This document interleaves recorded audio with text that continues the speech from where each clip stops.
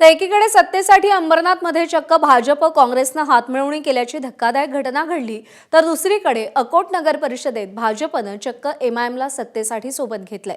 बहुमतासाठी भाजपनं अकोट विकास मंच स्थापन केला।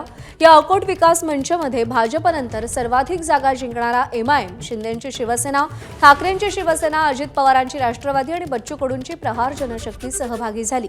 या नव्या आघाडीची नोंदणी अकोला जिल्हाधिकाऱ्यांकडे करण्यात आली। भाजपचे नगरसेवक रवी ठाकूर या नव्या आघाडीचे गटनेते असतील।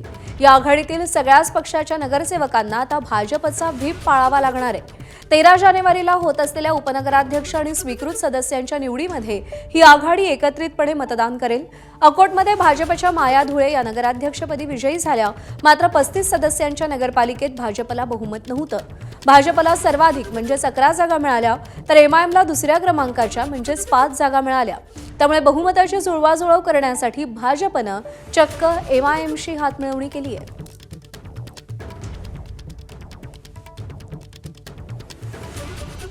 दरम्यान यावर ठाकरेंच्या शिवसेनेचे आमदार सचिन अहिर यांनी काय प्रतिक्रिया दिली आहे पाहूया। भारतीय जनता पार्टीची दुपट्टी भूमिका ही यावरून स्पष्ट होते। सत्ता काबीज करण्यासाठी पाहिजे त्या गोष्टी करायला त्यांची मनस्थिती आणि मानसिकता आहे। आणि हे जे आमच्यावरती आरोप करतायत, आता कुठे आहेत अमित सटम? त्यांनी सांगावं ना की याबाबत त्यांची भूमिका काय। मग ते बोलतील की मला काय विचारू नका, मला फक्त मुंबईपुरतच विचारा की एमआयएम बरोबर जे कालपर्यंत जे धर्मांतरीकरण हिंदुत्वाची गोष्ट करत होते, कुठे गेलं आता त्यांचं हिंदुत्व?